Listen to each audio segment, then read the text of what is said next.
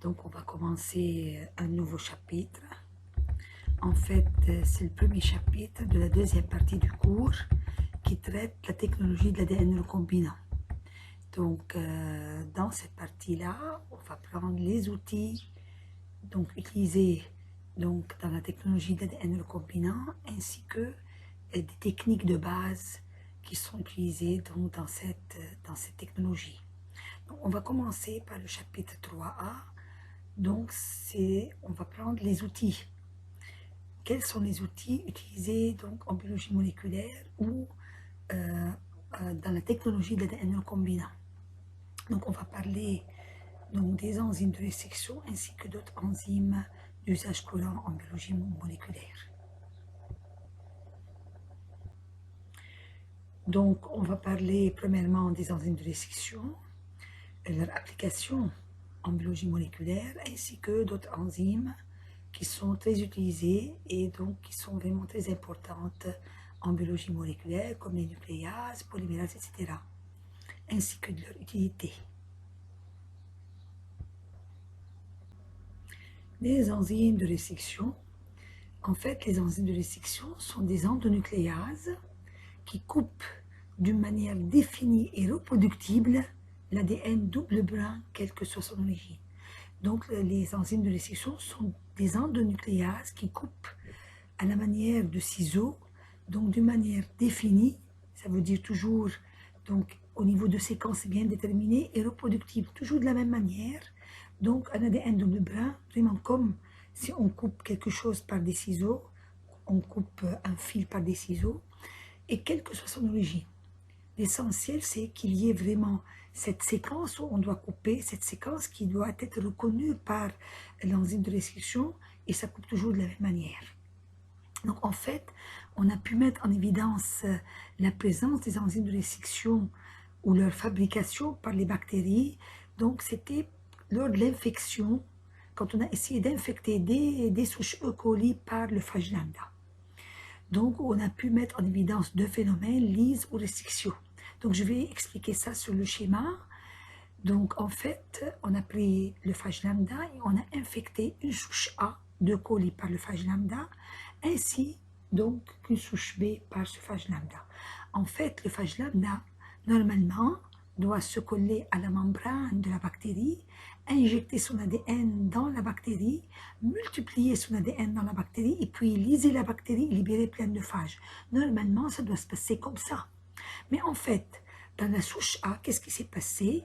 On a pu montrer la présence de plages de lys, donc sur un tapis bactérien, preuve comme quoi les phages ont pu vraiment pénétrer dans la bactérie, se multiplier et ont vraiment, comment dire, produit des plages de lys. Et donc, quand on a pris de l'ADN de ces plages de lys pour détecter l'ADN phagique, donc on a pu mettre en évidence que l'ADN phagique, donc il est intact et il est en grande quantité, preuve comme quoi le phage a pu pénétrer et multiplier son ADN dans la bactérie. Donc, la détection de l'ADN phagique après infection de la souche A. E. coli par le phage lambda a montré que l'ADN phagique est intact et il s'est multiplié à l'intérieur de la bactérie. Alors que dans la souche P de coli, l'infection du phage lambda, en fait, n'a pas produit de plage de lyse. On n'obtient pas de plage de lyse, mais en fait, si on essaie de détecter l'ADN phagique, donc au niveau de après cette expérience-là, on obtient, au lieu d'avoir l'ADN phagique intact, on obtient donc plusieurs fragments d'ADN phagique. Et si on répète cette expérience plusieurs fois, on obtient toujours les mêmes fragments. Ça veut dire que l'ADN phagique a été, comment dire, digéré par quelque chose, par des enzymes qui donnent toujours le même profil de fragments.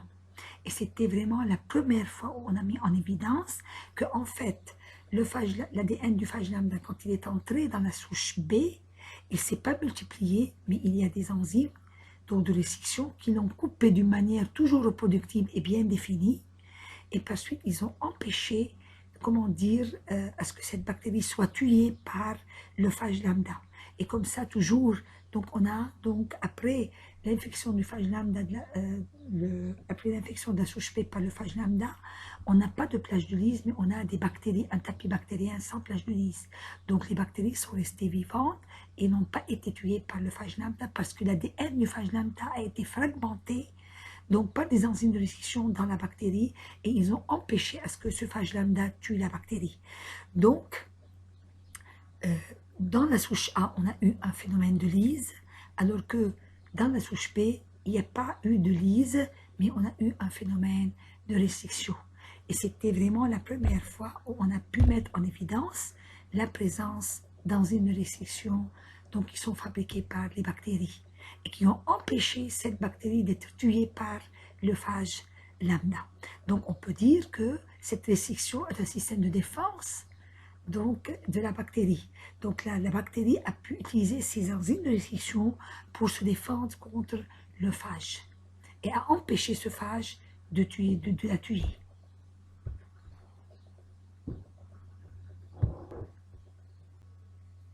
Donc, dans la souche P, il y a eu donc un phénomène de restriction. L'endonucléase de restriction ou l'enzyme de restriction a coupé l'ADN suite à la reconnaissance d'une séquence bien spécifique au niveau de cet ADN-là. Donc, et par suite, son action se traduit par le morcellement de l'ADN phagique en une série de fragments toujours identiques.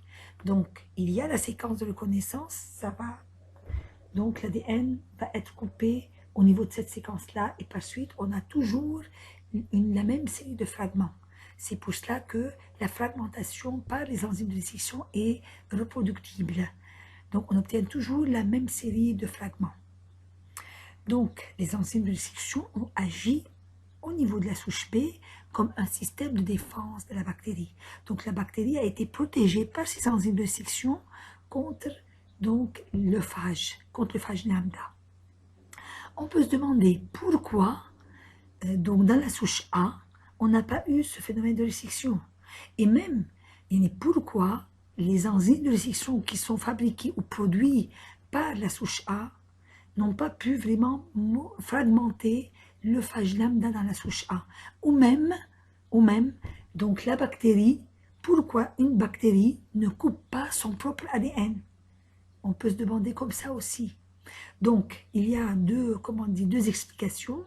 On peut dire d'une part que peut-être les enzymes qui sont fabriquées dans la bactérie n'ont pas de site au niveau, par exemple, de leur propre ADN ou au niveau de l'ADN phagique. C'est pour cela que l'ADN phagique dans la souche A n'a pas été digéré et l'ADN de la bactérie aussi n'est pas digéré. Pourquoi n'importe quelle bactérie ne digère pas son propre ADN? Parce qu'il se peut qu'il n'y ait pas de séquence spécifique pour les enzymes qu'elle fabrique au niveau de leur propre ADN. Et on peut aussi expliquer ça par la méthylation.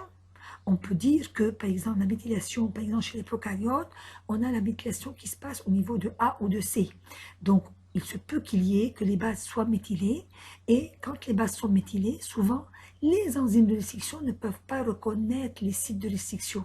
Et quand les bases du site de restriction sont méthylées, donc après, l'enzyme ne peut pas reconnaître les sites et par suite, elle ne peut pas couper. Et on peut aussi expliquer ça, que ce soit vis-à-vis donc, de la souche A dont l'ADN phagique n'a pas été coupé, ou que ce soit vis-à-vis de l'ADN bactérien qui n'est pas coupé souvent par les enzymes de restriction produites par la bactérie.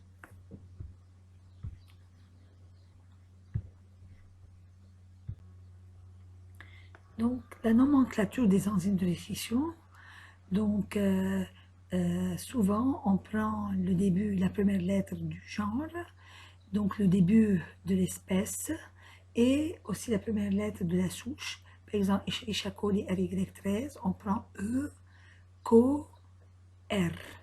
Et donc, il y a toujours un chiffre romain, c'est selon, comment dire, donc l'ordre de découverte de l'enzyme. Donc, EcoR1, c'est la première enzyme trouvée chez E. coli. EcoR5, c'est la cinquième enzyme trouvée chez E. coli. Providencia stuarti, PSTA, de la même façon. Donc, les types d'enzymes de restriction, donc les enzymes de restriction ont quelque chose de caractéristique.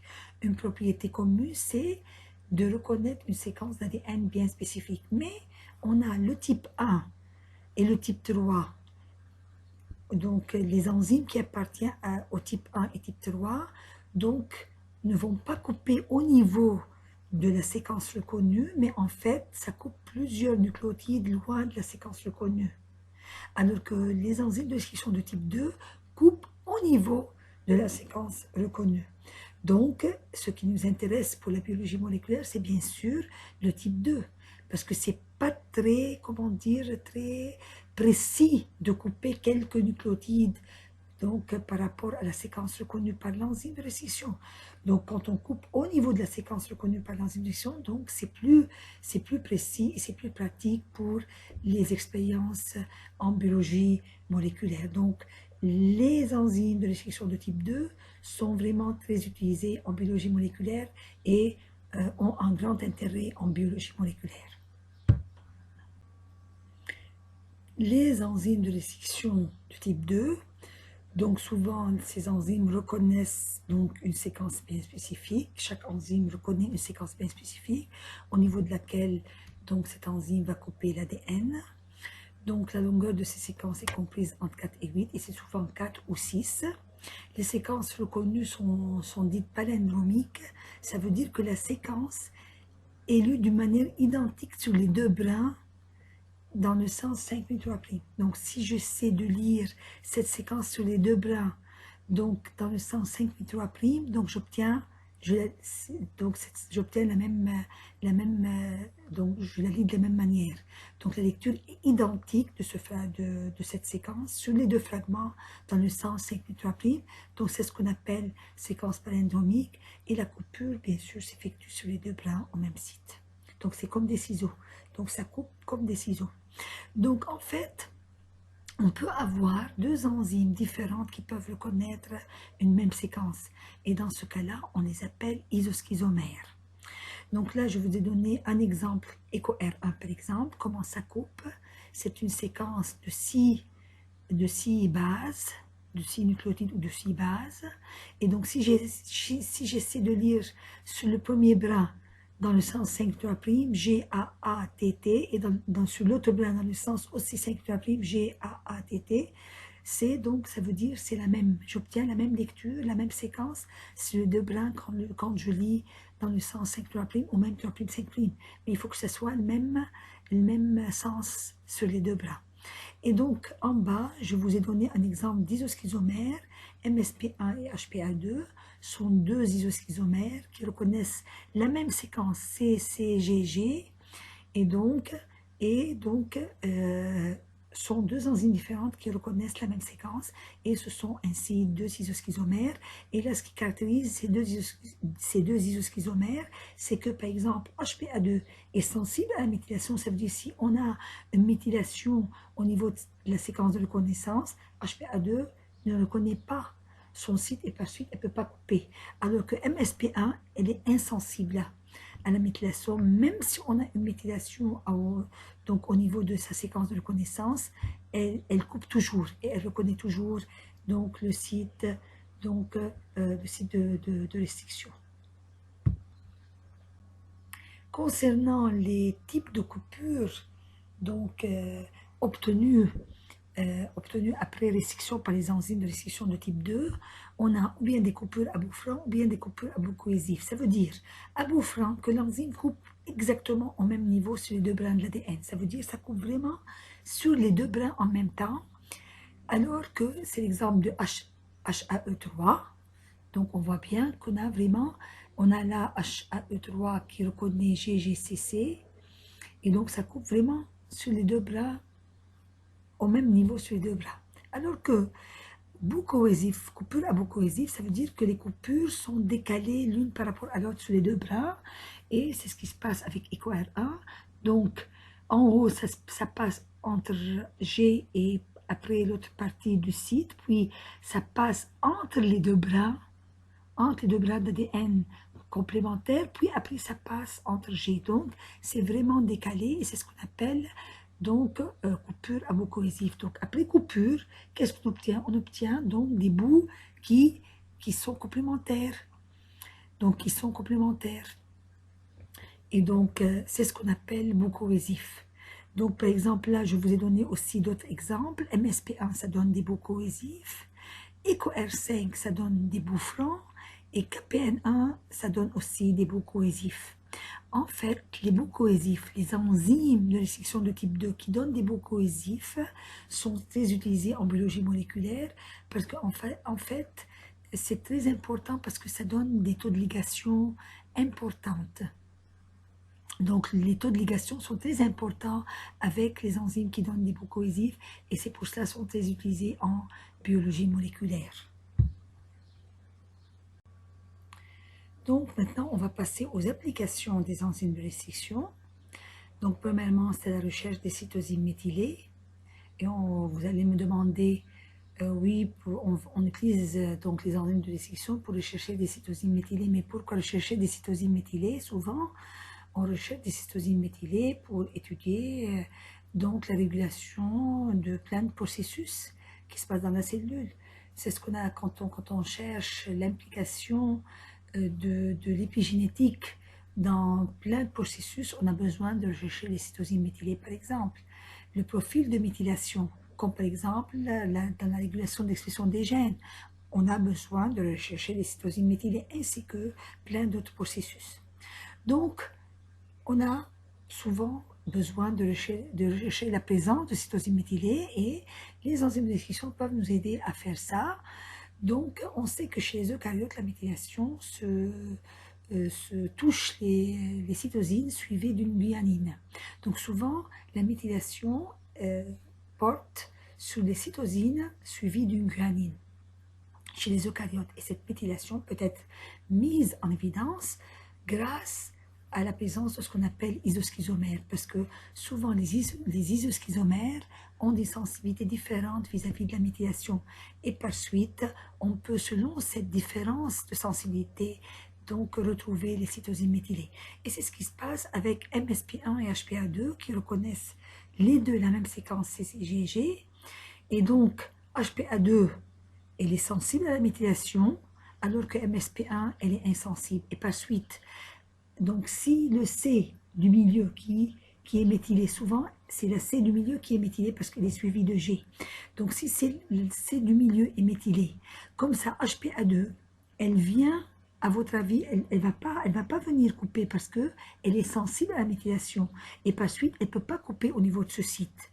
Alors que MSP1, elle coupe toujours parce qu'elle est insensible. Et par suite, donc les fragments qui vont être coupés par MSP1, HPA2 vont avoir des profils différents montrant l'existence donc de cytosine méthylée. Et c'est de cette façon-là qu'on met en évidence la présence de cytosine méthylée par les enzymes de restriction via cette sensibilité donc différentielle donc de ces deux des isoschizomères vis-à-vis de la méthylation des cytosines.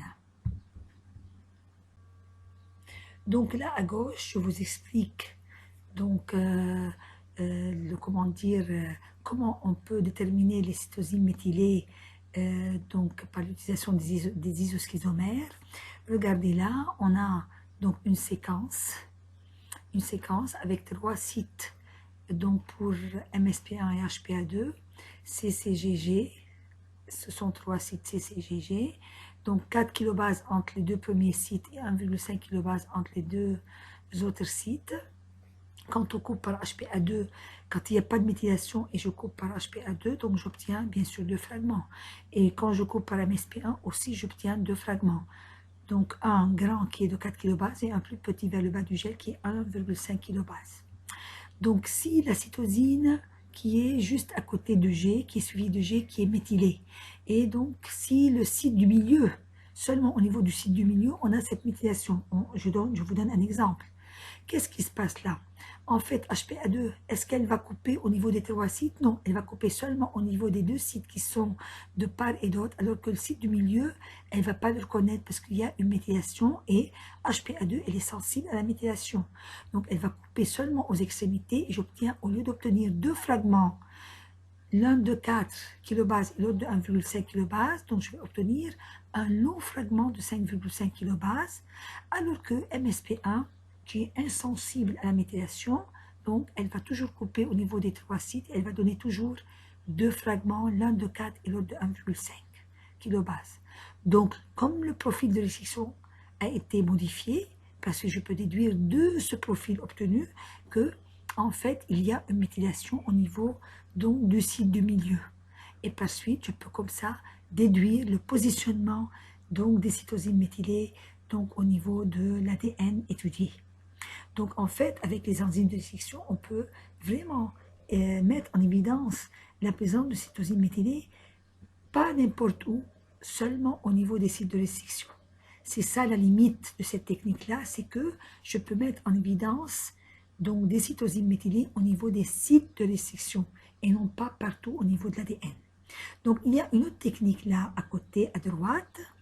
Donc, il y a la technique du bisulfite de sodium qui, si j'ai un ADN et je veux voir au niveau de cet ADN où est-ce que j'ai des cytosines méthylées, donc en fait, je traite cet ADN au bisulfite de sodium. Le bisulfite de sodium va désaminer les C non méthylés et les transformer en U.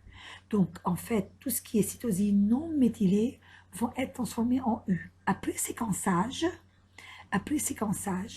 si j'essaie après donc, le bisulfite de sodium de séquencer donc cet ADN-là, d'étudier la séquence de base de cet ADN-là, je peux voir que je peux comme ça déterminer toutes les bases qui sont au niveau de mon ADN et voir tout ce qui a été transformé en U, ça veut dire que ça a été des C non méthylés, alors que les C qui sont restés sont les C qui sont méthylés. Et comme ça, je peux vraiment déterminer d'une manière bien précise et donc plus globale et grande, tous les C donc, qui sont méthylés au niveau de mon ADN. Il y a aussi une autre technique qu'on appelle MSP-PCR, Methylation Specific PCR. On va voir ça après dans les techniques de PCR. Comme deuxième application des enzymes de restriction de type 2, c'est la cartographie de restriction. C'est quoi la cartographie de restriction? C'est l'arrangement des sites de coupure de différentes nucléases de restriction les unes par rapport aux autres sur les molécules d'ADN. Et on fait comme ça des cartes de restriction. Ça veut dire, si j'ai un fragment d'ADN et je vais faire de la cartographie de restriction pour ce fragment-là, donc j'essaie de faire des expériences pour savoir quel est l'ordre des sites de restriction au niveau de ce fragment-là. Qu'est-ce qu'il y a premièrement comme site de restriction pour les enzymes au niveau de ce fragment et comment ces sites sont organisés au niveau de ce fragment-là. Donc souvent pour faire une carte de restriction, donc pour faire une cartographie de restriction d'un fragment donné d'ADN, donc il faut d'une part couper par chaque enzyme à part, puis faire des combinaisons de coupures par les différentes enzymes. Donc par exemple, si j'ai deux enzymes A et B et je veux faire une cartographie pour ces deux enzymes au niveau de mon fragment d'ADN donné, au niveau d'un fragment d'ADN donné. Donc, je coupe d'une part avec A toute seule, puis avec B toute seule, puis avec A et B tout ensemble. Et comme ça, selon les profils obtenus, avec l'enzyme A, je vais obtenir un profil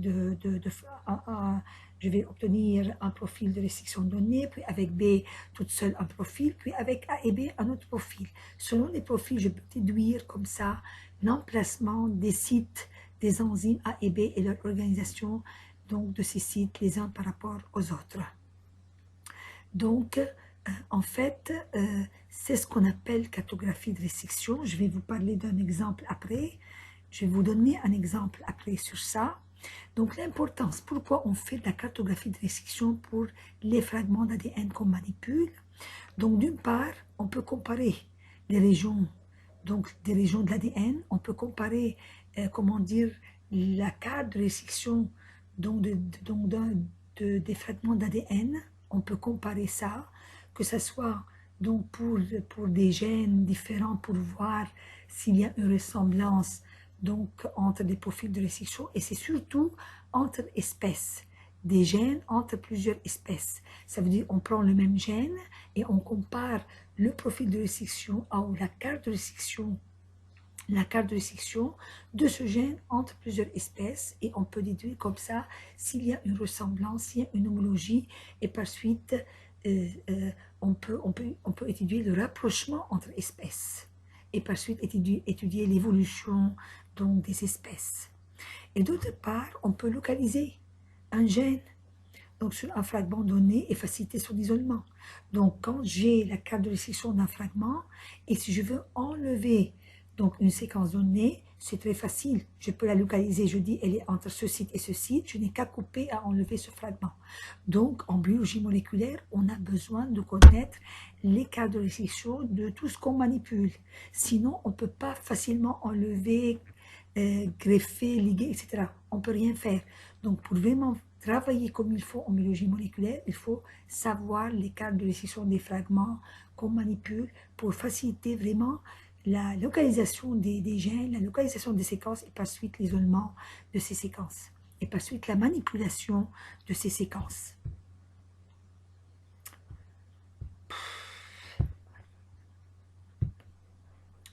Là, je vais vous parler de RFLP, notion de RFLP. RFLP, ça veut dire Restriction Fragment Length Polymorphism. Ça veut dire polymorphisme de la longueur des fragments de restriction. Je vais vous donner un exemple. Si je prends une séquence d'ADN, et cette séquence, je la prends chez 3 individus A, B, C, et j'essaie de couper cette séquence par des enzymes de restriction. Donc, chez l'individu A, je vais obtenir un profil, B, un autre profil, et C, un troisième profil différent. Donc, ces profils de restriction, c'est ce qu'on appelle RFLP. Ça veut dire on obtient donc des polymorphismes dans la longueur des fragments de restriction. Donc, il y a vraiment des profils différents quand je coupe par des enzymes de restriction au niveau de séquences bien déterminées au niveau donc, du génome. Donc, c'est ce qu'on appelle Restriction Fragment Length Polymorphisme. Et souvent, ces RFLP ne sont pas toujours associés à des anomalies ou à des pathologies. Et j'aime bien noter là aussi qu'on a ce qu'on appelle marqueurs RFLP. Marqueurs RFLP, c'est autre chose. Ça veut dire que ce sont des séquences anonymes qui n'ont pas de sens, mais qui sont très polymorphes et qui existent donc à des loci bien déterminés au niveau donc des chromosomes. Ça nous rappelle un peu le VNTR-STR.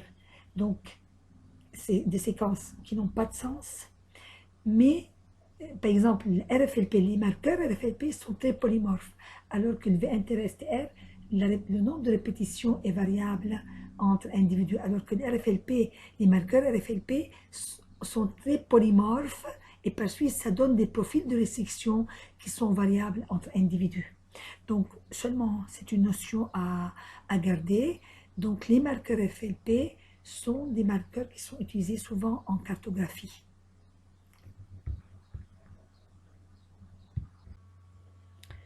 Là, je vous donne un exemple de cartographie de restriction. On a une molécule d'ADN de 10 kilobases. Donc, d'une part, on l'a coupée avec l'enzyme A, toute seule, avec l'enzyme B toute seule, puis avec A et B ensemble. Donc, ça veut dire on essaie de faire une cartographie de restriction pour ce fragment d'ADN de 10 kilobases pour les enzymes A et B.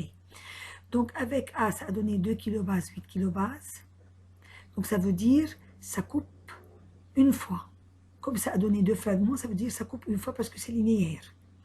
Donc, et c'est à 2 kilobases d'une extrémité. Donc, ou bien de ce côté-là, ou bien de l'autre côté, parce qu'on n'a pas plus de données. Donc, on va dire d'un côté, 2 kilobases de là, et donc 8 kilobases de l'autre côté. B, ça donne 3 et 7. Ça veut dire, aussi, c'est une fois, ça coupe une fois parce qu'on a 2 fragments. Et d'un côté, il y a 3, et de l'autre côté, il y a 7. Il se peut que ce B soit à côté de A, de telle manière à ce que ça donne 3 kilobases du côté de A avec 7 de l'autre côté, ou bien de l'autre côté, par rapport à A, 3 et 7.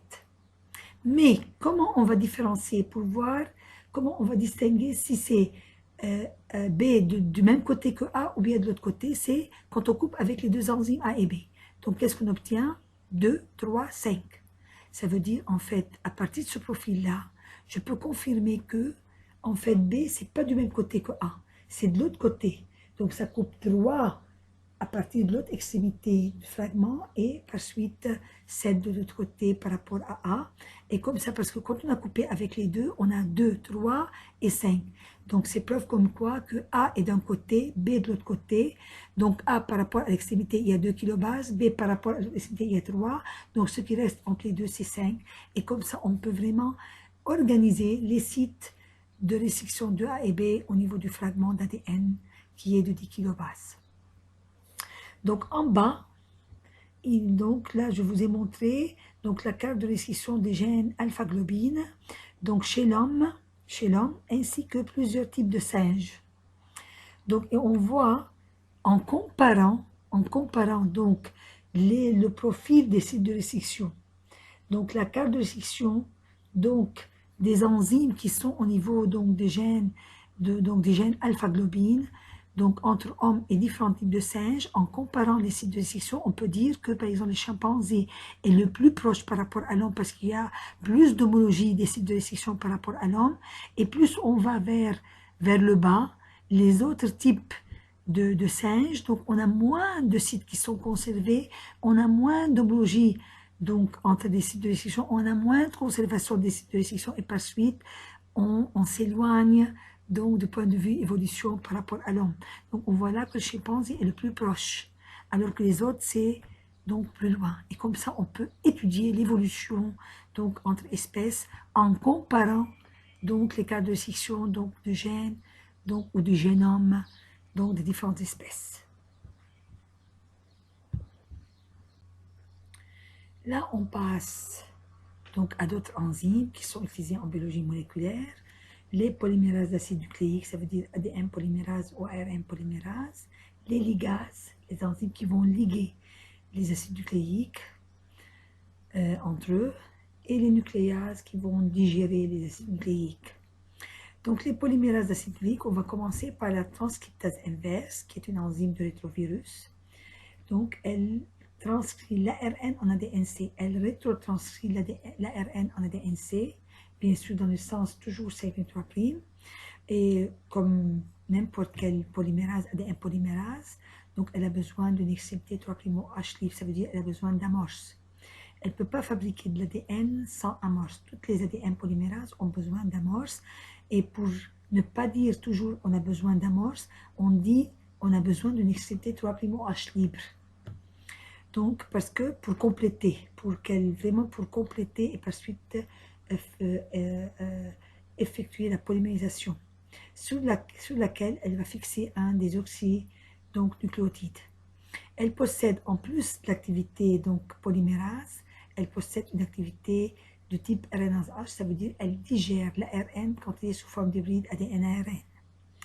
Deuxièmement, l'ADN polymérase 1 est aussi très utilisé en biologie moléculaire. C'est une enzyme bactérienne qui intervient dans la réplication de l'ADN et aussi dans sa réparation. Elle a une activité ADN polymérasique, bien sûr 53', donc une matrice est indispensable et bien sûr il faut une matrice. Ça c'est pour n'importe quel ADN polymérase et même n'importe quelle polymérase en général, on a besoin d'une matrice, mais c'est pas ça ce qui est vraiment important, c'est que on a besoin aussi d'une amorce, on a besoin d'une extrémité 3' H libre. Et une activité, elle a aussi une activité exonucléasique. Exonucléasique, ça veut dire elle peut digérer et manger donc l'ADN, et ceci dans le sens 5' et 3', dans les deux sens.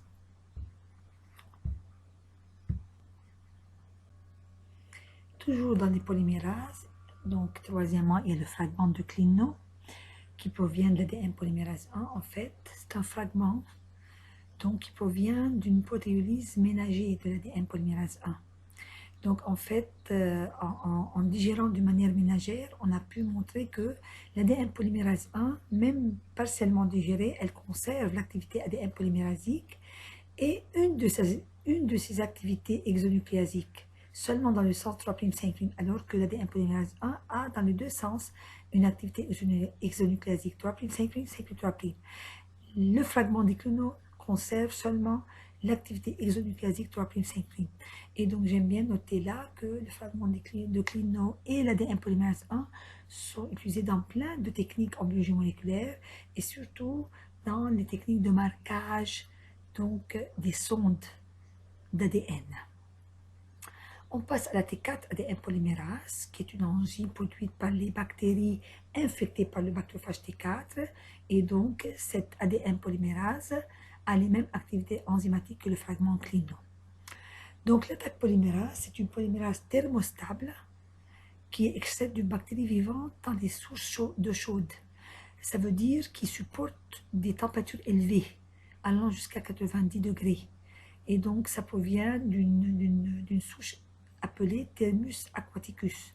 Et donc, cette enzyme était utilisée en PCR, parce qu'en PCR, on utilise des températures élevées, on fait subir l'ADN des températures élevées, et par suite, on a besoin de cette polymérase qui polymérise l'ADN même à des températures élevées et supporte vraiment des températures élevées.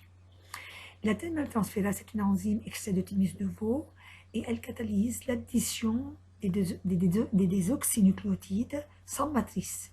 C'est vraiment exceptionnel. La démethyltransférase n'a pas besoin de matrice, elle a besoin seulement d'un excité 3' H libre et elle rajoute donc le nucléotide qu'on lui met. Donc, si je mets des A, elle rajoute AAA. Si je mets des T, elle rajoute des TT. Donc, la technique de transférase était utilisée pour transformer les bouts francs en bouts cohésifs et par suite augmenter l'obligation. Dans les clonages, souvent, quand on veut cloner une séquence ou un gène dans un plasmide ou dans un vecteur, et si on est obligé d'avoir des bouts francs et on n'a pas le choix d'utiliser donc d'autres enzymes pour avoir des bouts cohésifs, on peut toujours utiliser les enzymes qui donnent des bouts francs et puis après, grâce à la transférase, transformer ces bouts francs en bouts cohésifs et par suite augmenter le taux de ligation entre le gène à incorporer et le vecteur. La polyamylase, c'est une enzyme qui catalyse la formation des queues poly A à l'extrémité 3' H des messagers eucaryotes. Les ARN polymérases sont aussi des polymérases, mais ce sont des ARN polymérases. Donc, les ARN polymérases synthétisent donc l'un des brins d'un ADN double brin en un brin d'ARN, ou copie, si on veut dire, l'un des deux brins d'ADN en un brin d'ARN. Et donc, elle passe sur l'ADN dans le sens 3', 5', alors que l'ARN qui est vraiment fabriqué, c'est dans le', 5', 3'. Et donc, cette synthèse d'ARN, bien sûr, on a besoin d'une matrice qui est l'ADN, mais on n'a pas besoin d'amorce. Ce n'est pas comme les ADN polymérases. Les ADN polymérases ont besoin d'amorce, d'une excité 3' H libre pour vraiment polymériser, alors que là, elle a besoin seulement d'une matrice et d'une séquence, bien sûr, d'une séquence promotrice pour vraiment initier une transcription. Et ça passe au niveau de la matrice, on a besoin d'une matrice sans amorce et ça passe dans le sens 3' 5' sur la matrice, alors que l'ARN formé, ça passe dans le sens 5', 3'.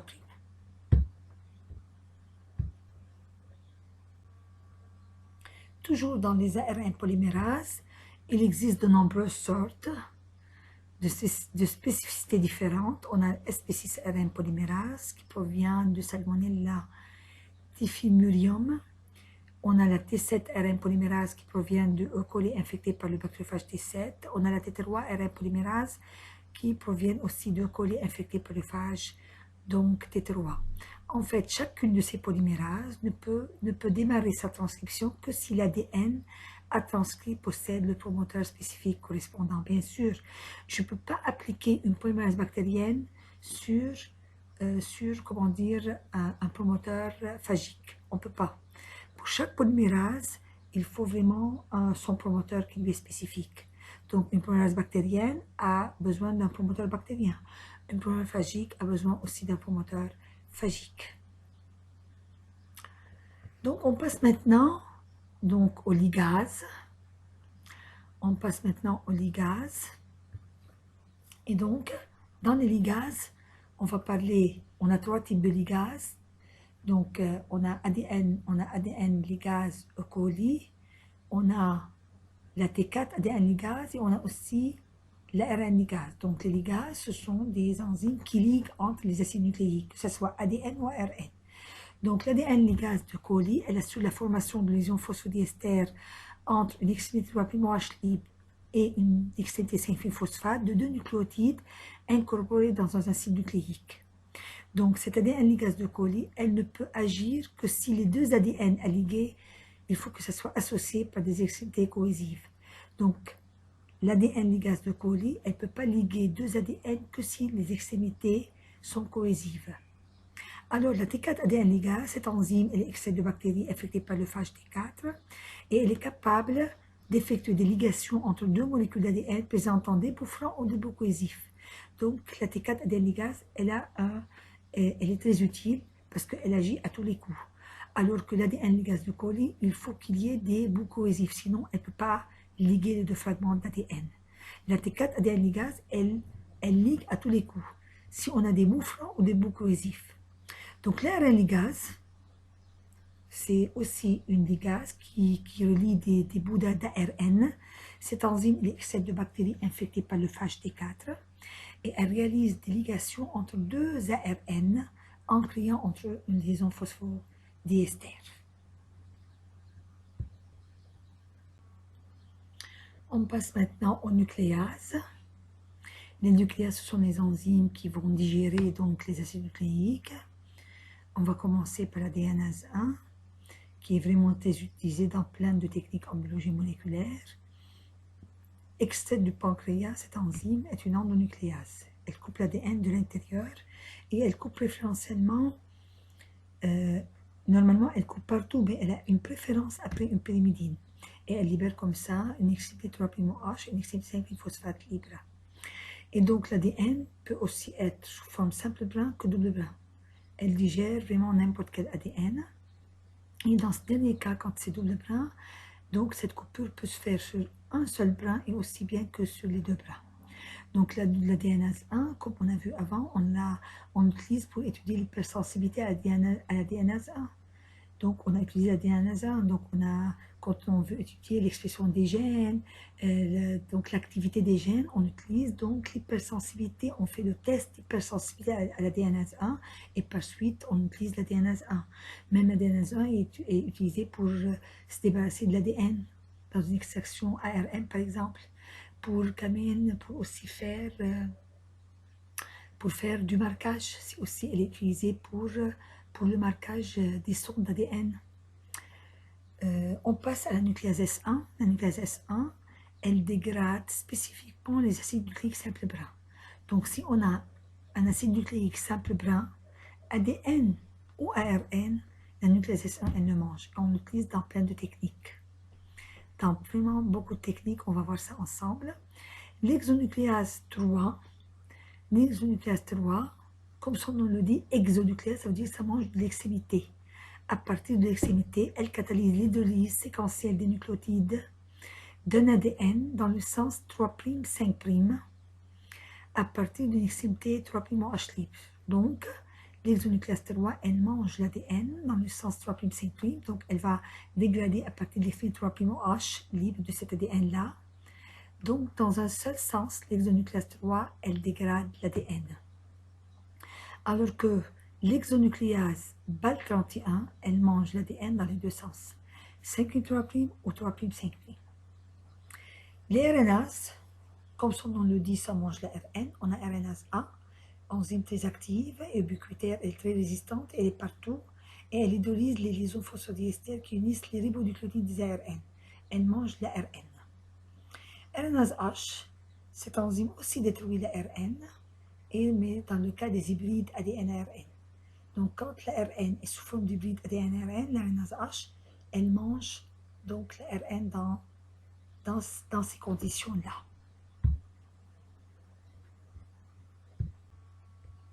On passe à d'autres enzymes aussi importantes.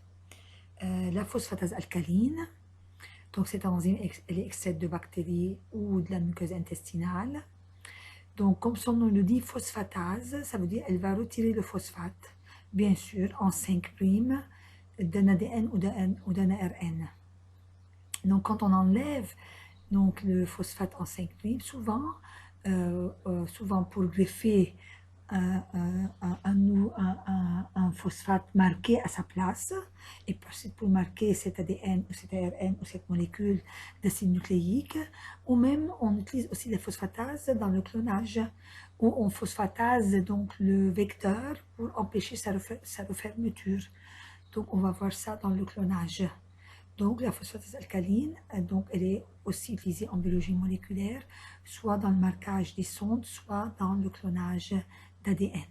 La T4 polynucléotide kinase, donc cette enzyme, elle est extraite de bactéries infectées par le FASH-T4 et elle transfère le phosphate donc en gamma d'un ATP sur l'hydroxyle en 5' d'un polynucléotide. Ça veut dire que, pardon, cette T4 polynucléotide kinase, donc une fois on a enlevé d'un ADN donc son groupement phosphate qui est en 5', donc on peut greffer à sa place donc le phosphate d'un ATP marqué, le phosphate marqué d'un ATP qui est en gamma. Cette T4 polynucléotide kinase, elle va prendre le phosphate en gamma d'un ATP marqué et le greffer en 5' d'un polynucléotide ou d'un acide nucléique. Et comme ça, souvent on utilise pour marquer donc cet ADN-là ou ce polynucléotide. C'est dans le cas de marquage en 5' par un 5' phosphate, souvent marqué de manière radioactive ou autre.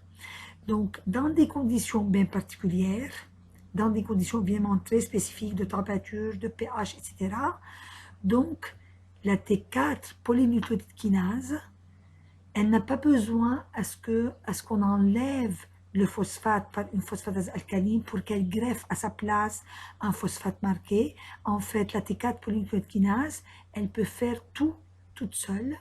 Donc, elle enlève le phosphate, elle greffe à sa place un groupement phosphate marqué.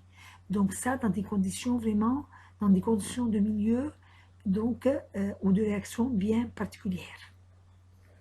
On passe à la bêta-agarase 1. Cette enzyme détruit l'agarose, comme son nom le dit, agarase, ça veut dire que ça mange l'agarose, et elle permet d'éliminer donc l'agarose, de manger l'agarose après récupération des acides nucléiques dans le cas d'électrophorèse préparative. Donc on a dit on fait un gel low melting, on découpe la bande qu'on veut, on la met dans un tube, mais notre ADN qu'on veut, il est toujours bloqué dans l'agarose. Donc qu'est-ce qu'on fait? On fait fondre cette agarose-là et on fait appliquer l'agarose pour manger l'agarose. Et comme ça, une fois on a mangé l'agarose, même si on refroidit donc cette solution d'ADN, ça va pas faire un gel. Donc on peut comme ça purifier par phénolchloroforme et on peut enlever les traces donc de l'agarose et donc, comme ça notre ADN sera purifié grâce à l'agarase. Donc quand je fais agir l'agarase, donc cette agarase-là, elle permet l'élimination de l'agarose, la digestion de l'agarose et par suite récupération de mon acide nucléique.